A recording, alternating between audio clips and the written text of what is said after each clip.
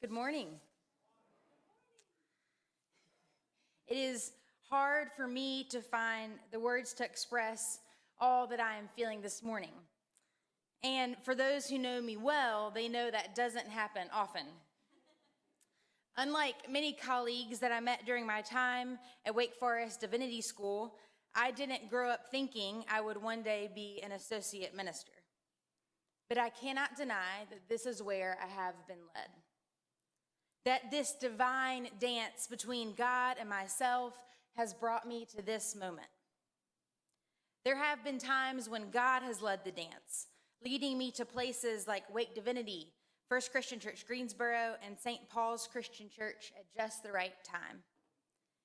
And then there have been other moments when God has asked me to take the lead, to step out in vulnerability, to walk through some dark valleys, to learn how to speak my truth even when my voice was shaking. A divine dance. This is an image that I return to often within my own life and even within the pages of Scripture. In our gospel reading for today in Mark chapter 5, we have several dances commingling with one another. The bookends of this passage tell a story of a 12-year-old girl who was on the verge of death when her father rushes to Jesus and begs for help. But this interaction is interrupted by a woman who reaches out in a crowd, believing that if she can just touch Jesus' clothes, she will be healed from a hemorrhage that has been bleeding for 12 years. Jesus is on the move in these communities, and this desperate father, dying daughter, and suffering woman are on the move as well. From these stories, we learn that a life of faith is not passive. Rather, as disciples of Christ, we are called to action, to reach out, to cry out, to hope in the midst of fear, to stand up when Jesus calls us to new life. This faith moves us even in desperate times. Some of you may be wondering why I chose this scripture passage to talk about my faith journey. For my family and friends who are with us today, they know that this story, specifically the one of the young girl raised from the dead, has been a story that I have held onto for many years. In fact, I even have the words Talitha Kumi tattooed on the inside of my left foot.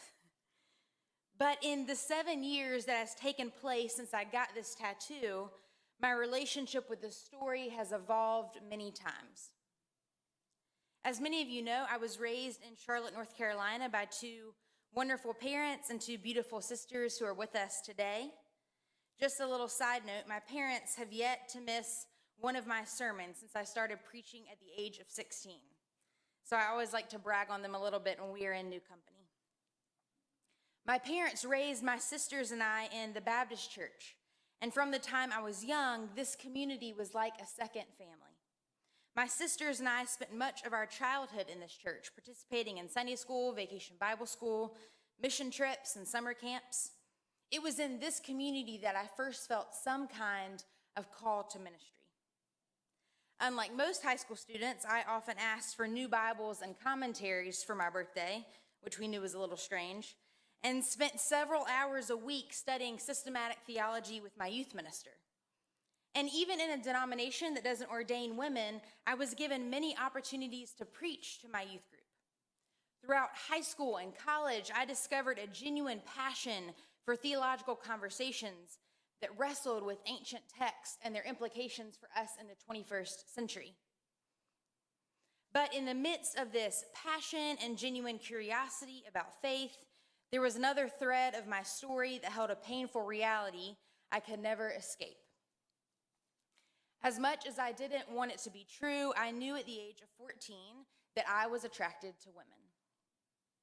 While my youth group would often talk about struggling with sin and temptations that were common for middle and high school students, this struggle was never mentioned. This silence only perpetuated the stigma and the shame of this sin. Throughout college, I realized that while same-sex attraction was not often talked about from the pulpit, there were many individuals struggling in silence.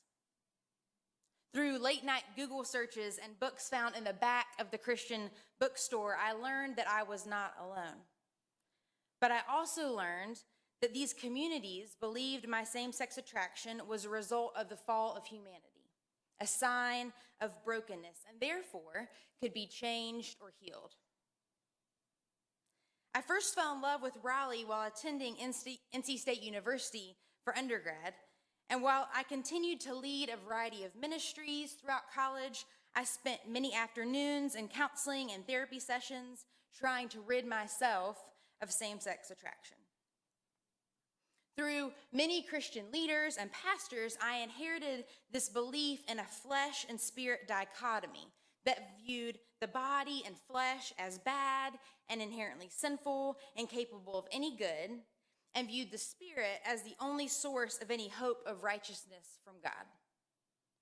My body, my attraction, became my enemy.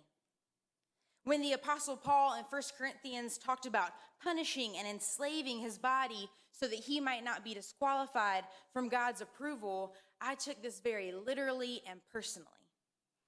I was never enough. Something was always wrong with me. I was never who God wanted me to be, even though I had no control over my attraction, just like I had no control over the color of my skin. As much as I loved God and wanted to spend my life sharing the love of God with others, my daily existence was a constant reminder of God's judgment and the church's disapproval. But even in the midst of so much despair, gospel stories like the one in Mark 5 gave me hope. I connected in many ways with Jairus' daughter. This story tells us that Jairus was a leader of one of the synagogues. Therefore, just like me, his daughter had been raised in a faith community. So we can imagine that even before Jairus ran to Jesus out of desperation, many people had been praying and caring for this young girl. But it got to a point that neither her family nor her faith community could do anything to help her. Her only hope was Jesus. So when I got these words tattooed on my foot 7 years ago, I did so marking my commitment to this hope. That in some way, Jesus would say to me, Talitha Kumi, little girl, arise.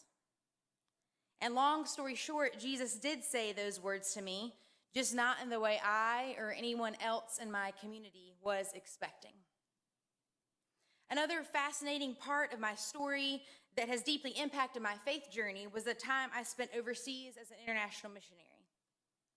In the Baptist Evangelical Church, one of their primary commitments is to international evangelism.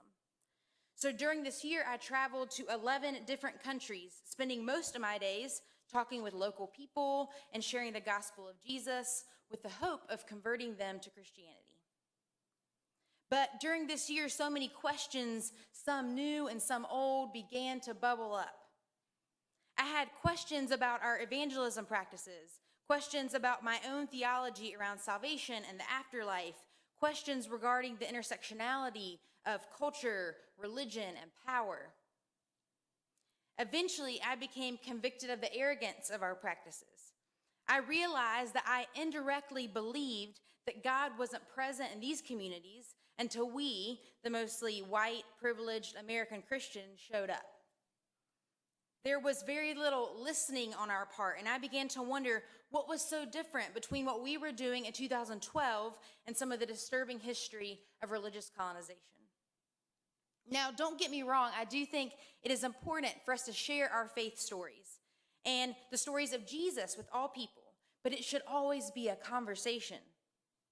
6 months into my time overseas, I realized I had rarely taken the time to listen to how these individuals and their cultures had experienced the divine, to ask how God had shown up in these communities before we ever arrived. Once I was back in the States and really had time to wrestle with some of these major questions, I began to wonder how much of my own version of Christianity had been culturally constructed. If I really expected people of other cultures and faiths to question and dissect their own inherited beliefs and worldviews, I should be willing to do so myself. Now, this is the point in many people's stories when it is tempting just to throw in the towel. It feels too overwhelming to look directly in the face of the unknown, to sit with all of your questions and doubts, to learn to be okay with, I don't know. For many of us, our faith and beliefs provides a necessary sense of security in the world. They help us make meaning in the face of pain and suffering, even when we don't like the answers or lack thereof. And I will be willing to admit that to give up that security, the ease of black and white thinking, can be legitimately terrifying. But during this time, there was something that didn't let me go. There was something stirring in my spirit that told me life didn't have to be rooted in fear, that there was freedom and truth to be discovered, and it was greater and wider than I ever imagined. The words of Jesus from the Gospel of John would ring in my ears, I have come to bring you life and life abundantly. The years 2013 through 2015 were some of the hardest of my life. I felt like Jacob in Genesis 32 who wrestled with God and refused to let go until he received a blessing. And as I wrestled, my understanding of faith began to evolve. Whereas the faith I inherited was primarily concerned with certainty, I discovered that for me, faith was more so about trust, even in the face of uncertainty. And while we have often treated our relationship with God like a business contract, where God and I have very rigid expectations for one another, throughout Scripture, faith was experienced through a covenant relationship with God. While a contract faith can often feel disconnected from our lived experiences, a covenant faith is founded on trust. So even when the unexpected happens or our theological ideas crumble, a relationship undergirds the promise. In a covenant faith, there is room for movement and change, for growth and lived experience to shape our relationship with the divine. All throughout Scripture, we have examples of a fluid faith that evolves over time as we live life alongside our Creator, as God leads us to new and unexpected places. This is the good news of ongoing resurrection. When I first got my tattoo 7 years ago, I thought I knew what the end of the story would be. I thought I knew what healing and resurrection would look like for me. But I was wrong. Yes, I was healed, but not from my sexual orientation. Rather, I was healed from my self-hatred, from my deep shame, from my own internalized homophobia, and from my fear of the future. In 2015, I began to hear these words, Talitha Kumi, in a new way. This resurrection wasn't just about a future event. It had very real present-day implications. This hope of resurrection is what led me to Wake Divinity, to continue to wrestle with my questions and to learn from the treasure chest of ecumenical Christian thought. This hope of resurrection led me to First Christian Church Greensboro to apply for a youth coordinator position and to learn about the Christian Church Disciples of Christ for the first time. This hope of resurrection is what gave me the courage to come out as a gay Christian woman and experience for the first time the deep joy of love and marriage with my wife, Megan.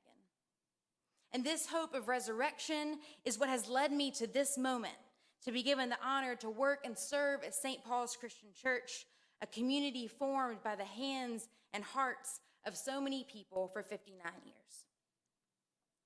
Friends, my hope is that each of us today would hear Jesus' words, Talitha Kumi, as God continues to bring about resurrection and new life all around us. Now, as we stand and sing our hymn of invitation, if you would like to learn more about this journey of faith or are interested in walking with this community for a while, you're invited to come forward. Please stand for hymn number 658.